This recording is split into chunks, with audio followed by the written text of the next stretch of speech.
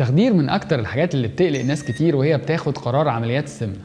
وعلشان احنا سامعين الخوف بتاعكم قررنا ان احنا نحول الخوف ده لاكبر حافز يساعدك انك تاخد القرار، من خلال ان احنا نشرح البصمه بتاعتنا في التخدير في عمليات السمنه من خلال 5 نقط اساسيين هنتكلم عليهم. اول نقطه هي استشاريين التخدير.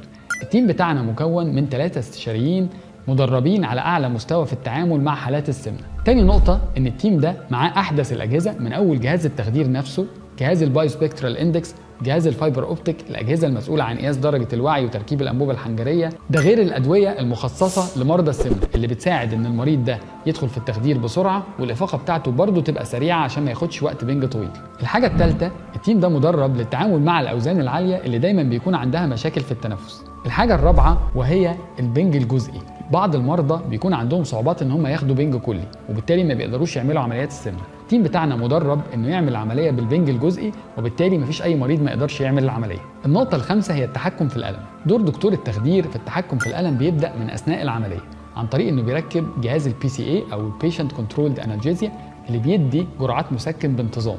كمان بيحقن بنج موضعي داخل التجويف البريتوني وكمان في الجروح نفسها، وبالتالي بيقوم المريض ما عندوش اي احساس بالالم. وبكده يكون لينا بصمه في التخدير في عمليات السمنه تقدر تطمن اي حد بيفكر انه ياخد القرار.